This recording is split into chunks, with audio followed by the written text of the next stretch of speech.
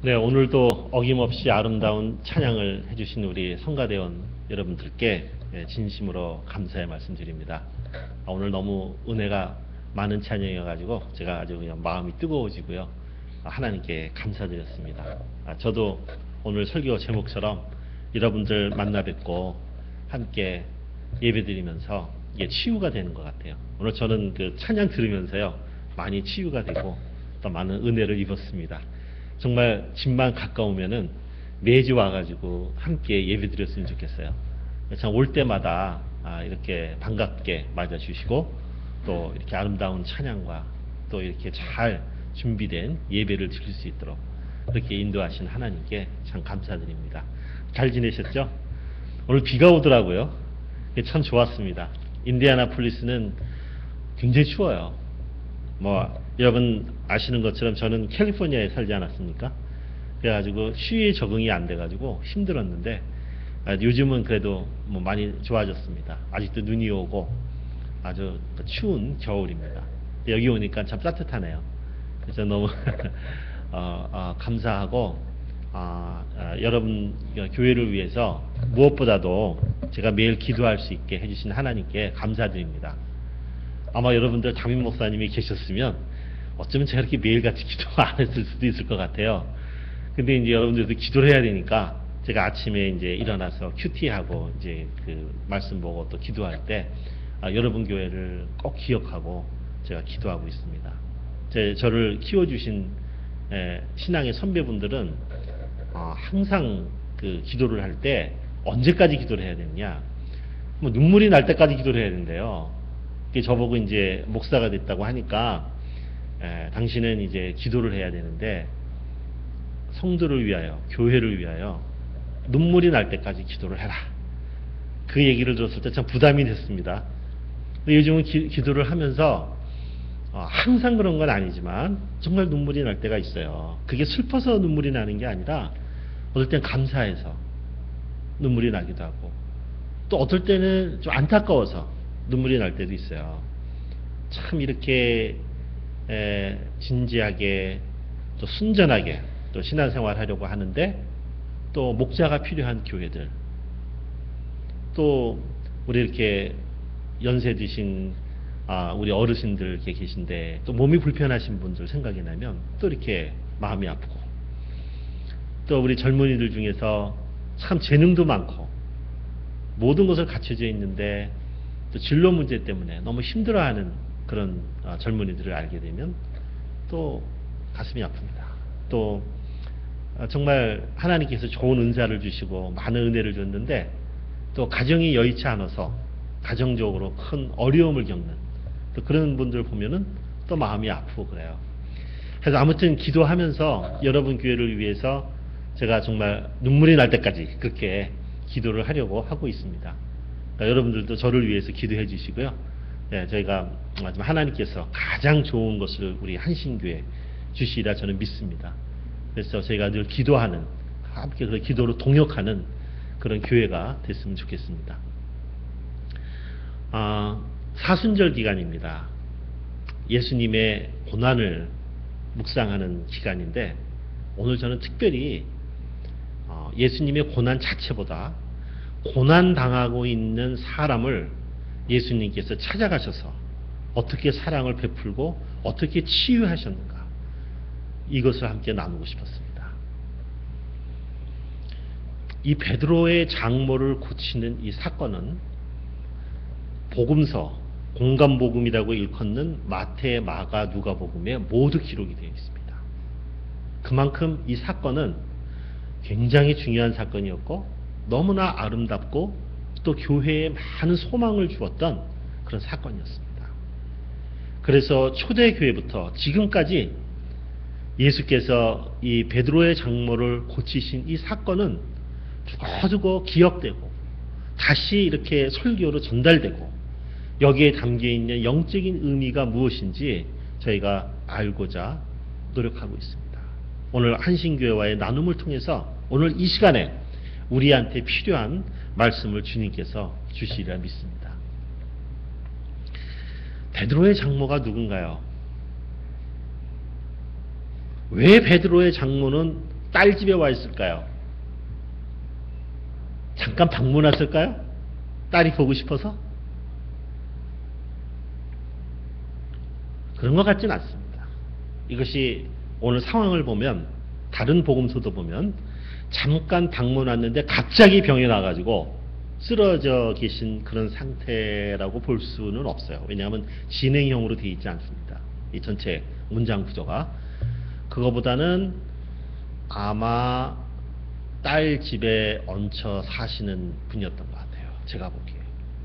이때는 가부장적인 사회였기 때문에, 아들 중심의 철저한 그 가부장적인 시대였기 때문에, 아들이 없으면, 자식 중에 아들이 없으면 이 부모가 말년에 큰 어려움을 겪는 그런 시대였습니다. 우리나라도 옛날에 그러지 않았습니까? 무조건 그러니까 아들을 낳아야 되는 그런 시대가 있었잖아요. 또 어떤 사본에 보면은, 이게 똑같은 마태복음이지만 사본들이 있지 않습니까? 이분이 그 과부인 것처럼 표현되어 있는 데가 있어요. 그러니까 남편도 없죠.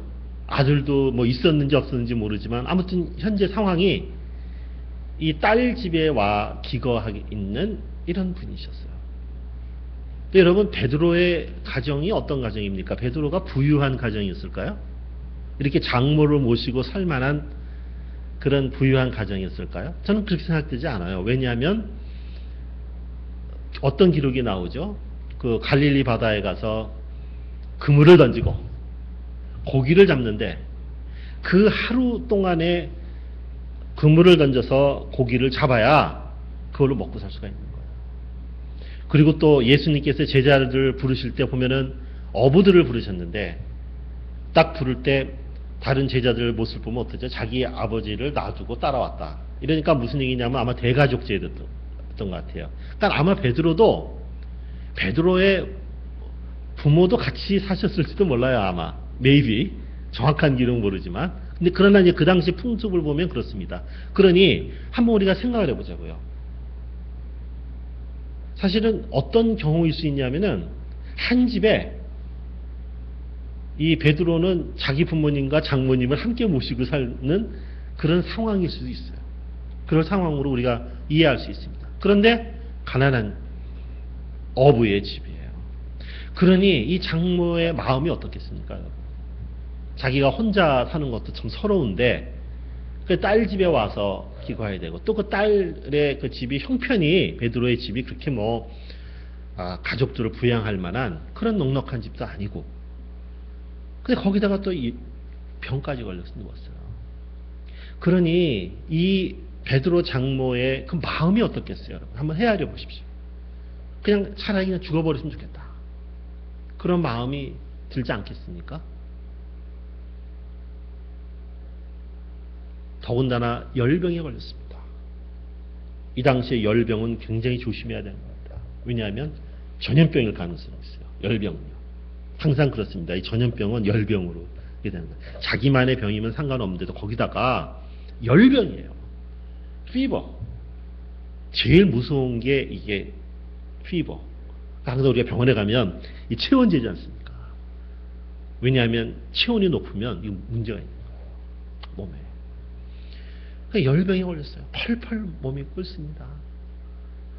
그러니까 어떻게 하겠어요? 열병이 걸린 장모를 뉘어놔야 되는데 전염병에 걸릴 가능성이 있으니까 격리를 시켜놨을 거라고요.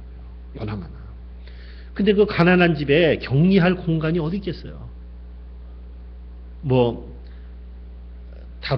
다른 사랑방이 따로 있었을까요? 아닐까요? 뭐 어디다가 격리했을까요? 한번 상상을 해보시라고요. 무슨 다락 같은 데다가, 사람들 오가지 않는 데 있잖아요. 놨거나, 아니면 한 데다가 놨을 수도 있어요. 왜냐하면 모르니까 이게 전염병인지 아닌지. 그러면 당시에 마을의 지도자들이, 종교 지도자든 또는 지식인이든 이 사람들이 찾아와가지고 진단을 합니다.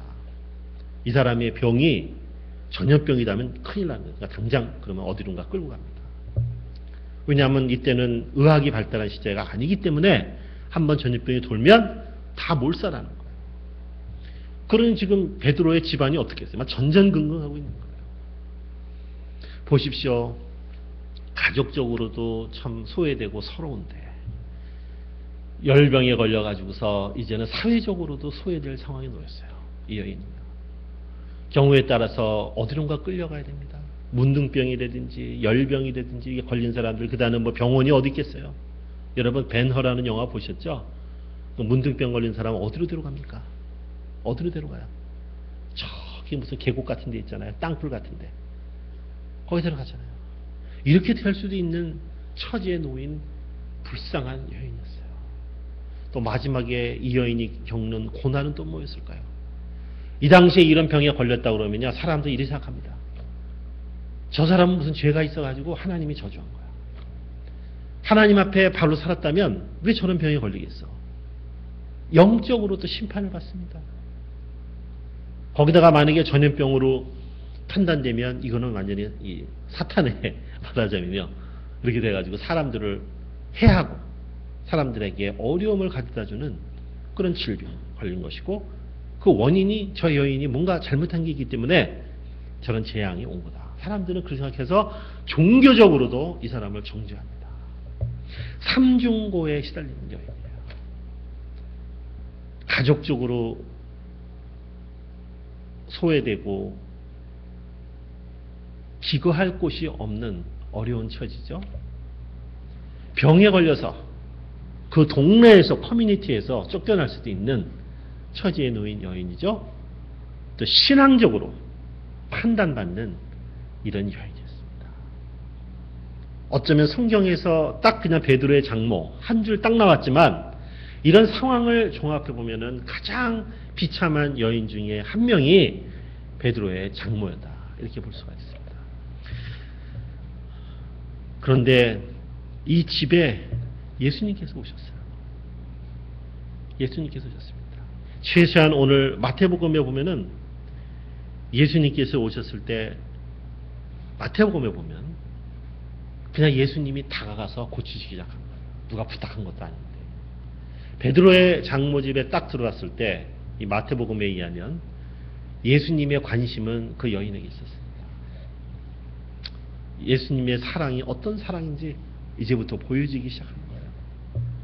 그 제자들 집에 왜 왔겠어요? 제자들을 가르치고 말씀을, 그죠? 제자들을 양육하고 복음 전도를 위해서, 이 사람들을 키우기 위해서 예수님께서 오셨을 거 아니에요. 뭐 예수님께서 뭐 딴 어떤 목적이 있으셨겠어요. 근데 이 여인한테 갑니다. 그리고 오늘 본문에 보면은 He touched her hand. 그녀의 손을 터치했대요. 손을 가만히 예수님께서 터치라는 건 잡는 게 아닙니다. 이게 꽉 잡는 거 이게 아니라 터치 아시죠? 이렇게 살짝 이렇게 터치를 했대요. 결국 이 여인은 열병이 떠나고 건강이 회복되죠. 얼마나 아름다운 치유입니까? 그런데 우리가 여기서 꼭 알아야 될 게 있습니다. 치유는 사랑의 결과였어요. 예수님이 이 여인을 사랑하기 때문에 아무 조건 없이 고쳐주셨습니다. 그런데 그 치유의 과정에 담겨있는 의미를 우리는 알아야 합니다. 그게 오늘 우리에게 주는 주님의 메시지입니다. 맞아요. 하나님은 우리를 사랑하시기 때문에 우리를 치유해 주시고 회복시켜 주십니다. 그런데 how? 어떻게 하시느냐? 그걸 우리가 성경을 통해서 알아야 됩니다. 거기에 진리가 있어요. 그래야 우리 공동체가 하나님의 사랑을 나눌 때 어떻게 사랑을 나눠야 되는지 교훈을 얻을 수가 있는 것입니다. 어떻게 해야 치유가 일어날 수 있는지 우리가 알 수가 있는 것입니다. 저는 젊은이들을 상담하다 보면은 사랑에 빠진 두 젊은이를 보면요, 너무 재밌습니다. 얼굴에 뭐 화색이 돌아요. 이 사랑하면요, 아마 여러분들 다 경험해 보셨을 거예요. 아마 지금 현재 진행형이신 분들 계실 거고, 그냥 너무 사랑하니까 마음이 막 기쁘고 뭐 이러니까 막 엔돌핀이 도는지 아주 얼굴 화색이 너무 좋습니다. 그러면서 이게 치유가 되는 거예요. 이게 사랑을 하면요, 이게 치유가 됩니다. 뭐 문제의 원인이 뭐냐 하나 둘 셋 넷 따질 필요도 없어요. 그냥 사랑하게 되면요 그 치유가 전달이 돼요. 이게 참 놀라운 일이죠. 근데 예수님의 방법이 꼭 그런 거예요. 이 치유가 벌어지는데 예수님의 사랑이 절절히 묻어납니다. 자, 제가 말씀을 나눌게요. 어떻게 나타나나. 오늘 여기서 보면요 그의 손을 터치를 했다 얘기했죠. 이게 헬라어에서 굉장히 상징적인 단어입니다. 이 터치를 한다는 거예요. 마태복음은 예수님을 왕으로 그리고 계십니다. 왕이신 예수 그리스도. 모세에게 주어졌던 사명을 완수하는 메시아인데 킹이에요. king of kings. 그게 예수님의 그 모습입니다. 율법을 완성하시는 분. 그죠? 왕이 말입니다. 죄진 사람을 사해줄 때, 그리고 양자를 드릴 때, 자기가 난 아들이 아닌데 얘 양자로 삼는 거예요. 그래서 내가 가지고 있는 모든 좋은 거를 그 사람한테 줍니다. 그럴 때 어떡하죠? 의식이 앞에 와가지고서 양자를 드린다고 하면 무릎을 딱 꿇으면은 왕이 가가지고 이 반지를 왕의 그 손이 있죠. 이걸로 머리에다가 다 터치를 합니다. 그 뜻은 뭐냐면 내가 가지고 있는 모든 것을 너에게 전달해 준다는 거예요. 그리고 너는 이제 고귀한 존재이다. 나와 같은 동급에 있는 존재이다. 하는 것입니다. 여기서 말하는 터치라는 것은 왕이 그 신하에게 권한을 부여해서 왕과 같은 위치로 만들어주는 그 의식을 행하는 거예요. 여기서 말하는 터치라는 것은요, 그런 의미가 있습니다. 이 마태복음에서 사용하고 있는 아주 중요한 단어입니다. 터치. 이 여인들요, 예수님께서 그냥 고치실 때 여러 가지로 고칠 수 있잖아요, 방법이. 근데 이 손에다가 꼭 왕이 후대 자기 차기 왕을 임명하듯이 터치를 해서 한 다음에 병을 고치시다. 이 모습들을 제자들이 다 봤을 거예요. 옆에서요. 이것은 무슨 뜻입니까? 이 여인을 왕같이 귀한 존재로 여기는 모습을 보여주는 것이에요. 삼중고의 소외로 시달리는 이 불쌍한 여인. 예수님이 보시기에는 그 불쌍한 여인이 아니에요. 왕처럼 대접을 받아야 되는 여인이에요. 그게 예수님의 사랑입니다. 사랑이라는 것은 불쌍히 여기는 게 아니에요. 그냥 그 사람의 존재를 정말 하나님께서 만드신 본래의 그 형상을 가진 그 위대한 존재로 인정해 주는 것입니다. 여기에서 회복이 일어납니다. 우리가 예수 그리스도를 만난다고 할 때는 예수님께서 우리를 하나님의 자녀로 삼으시면서 우리를 왕 같은 제사장으로 만드셨어요. 그렇게 대접을 해주셨습니다. 얼마나 이게 영광된 일입니까? 여러분들은 왕자요 공주입니다. 그렇게 여러분을 존경하고 여러분들을 주님께서 그런 위치에다가 올려주시고 여러분을 그렇게 섬기시는 거예요. 여러분 그런 사랑을 입고 있다고 생각해 보십시오. 얼마나 감사한 일입니까?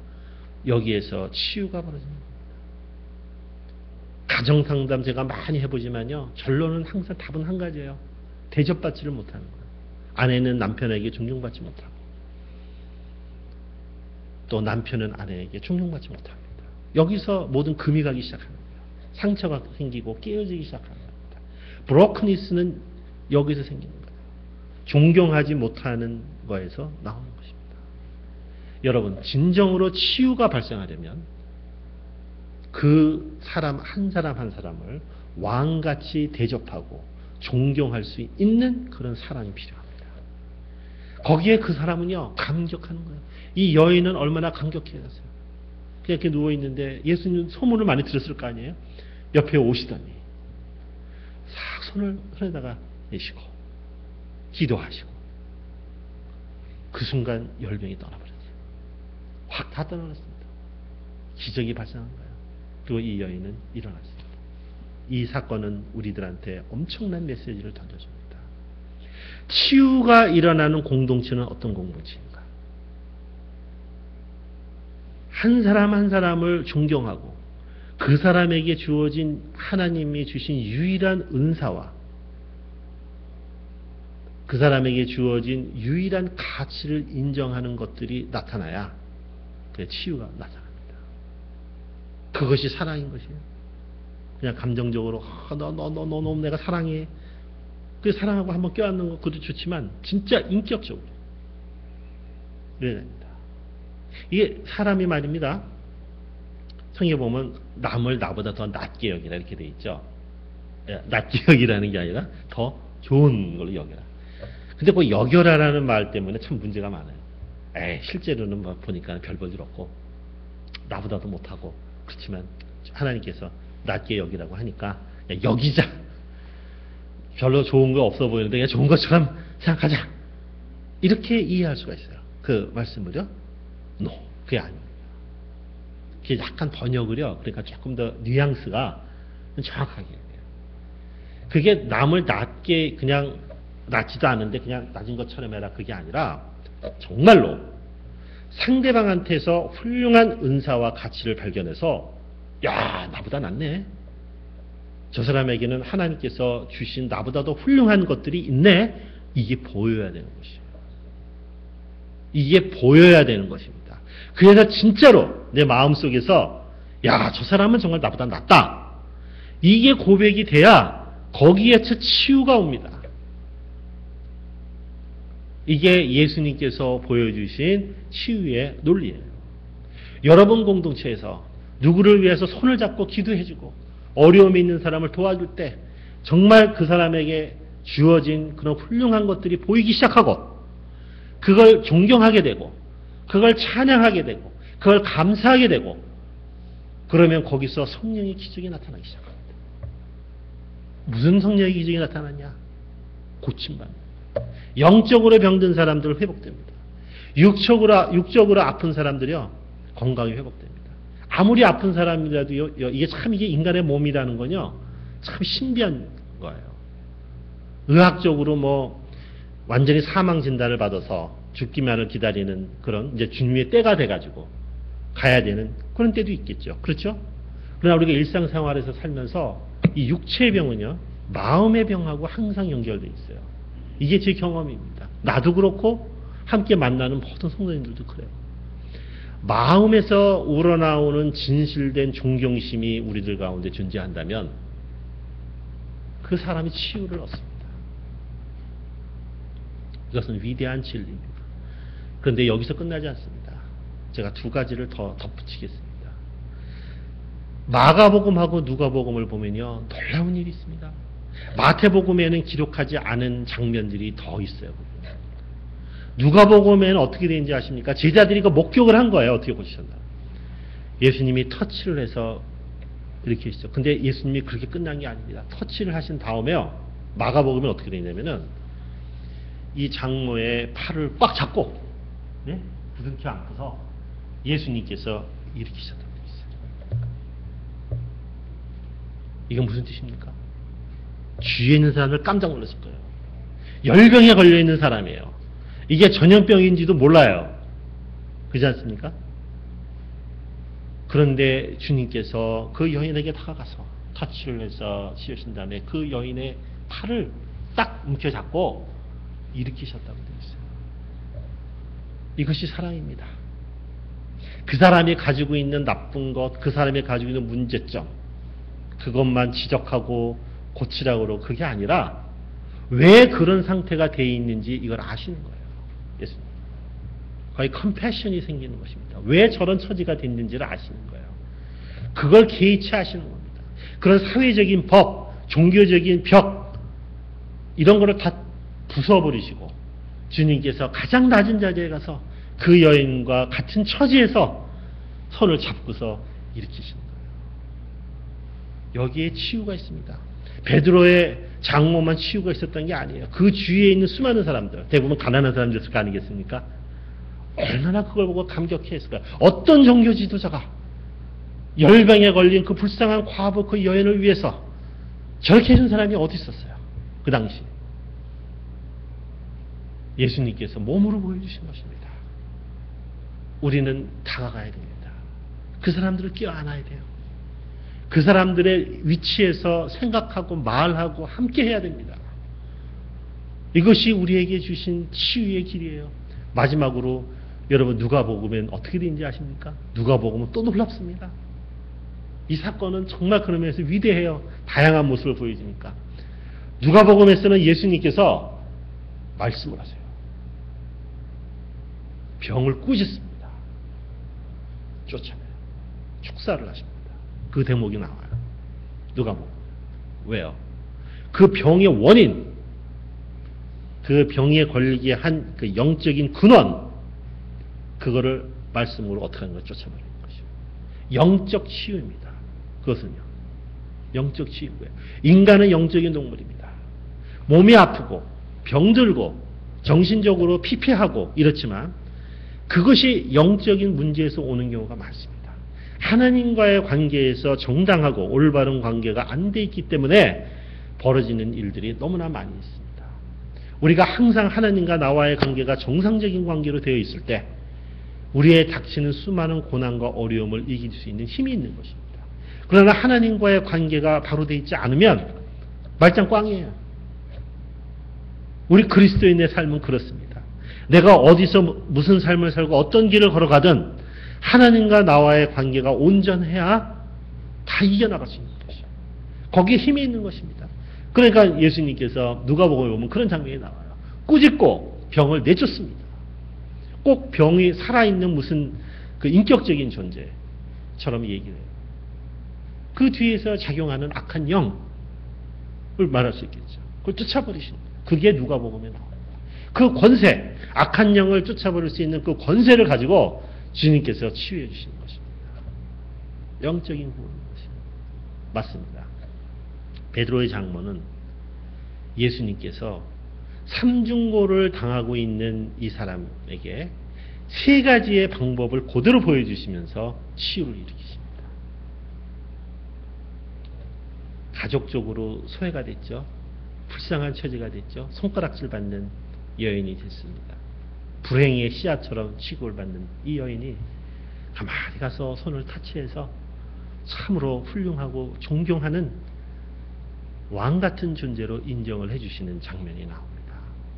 그렇죠? 마가복음에는 아까도 말씀드린 것처럼 가서 부둥켜 안고 일으키십니다. 병 걸렸다고 사회적으로 소외되고 공동체에서 쫓겨날 수밖에 없는 이 여인을 주님께서 그런 식의 이해를 거부하시는 거예요.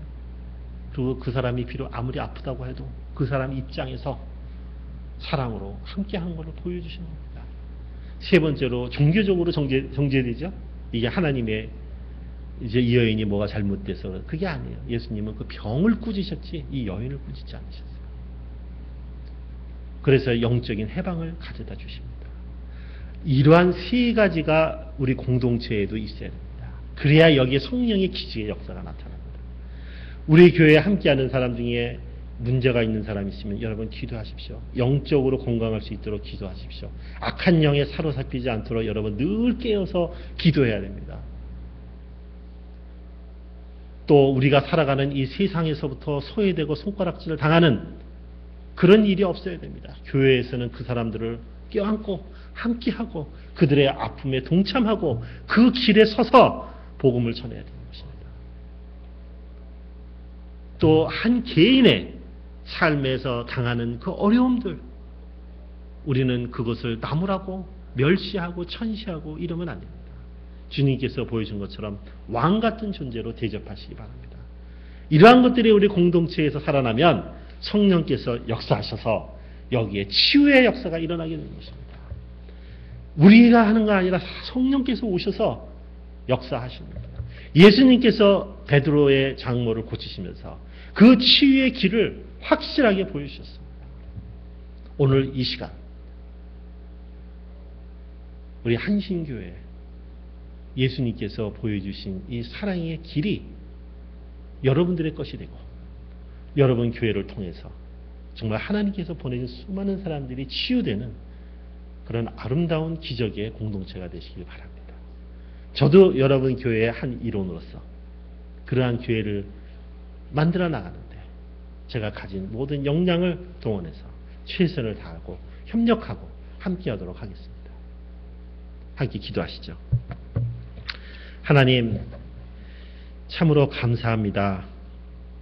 도대체 우리가 어떤 사람들이길래 주님께서 이런 큰 사랑을 보여주셨는지 참으로 감사합니다. 오늘 이 예배에 함께하신 모든 성도님들, 가족들, 사랑하는 사람들에게 예수님께서 보여주셨던 그 아름다운 치유의 역사가 일어나고, 또한 예수님께서 그 치유의 길로 가는 길을 보여주신 것처럼 우리도 그 길을 따라서 그리스도의 사랑을 나누며 살아가는 저희들로 인도해 주시기를 간절히 기도합니다. 예수 그리스도 이름으로 기도드렸습니다. 아멘.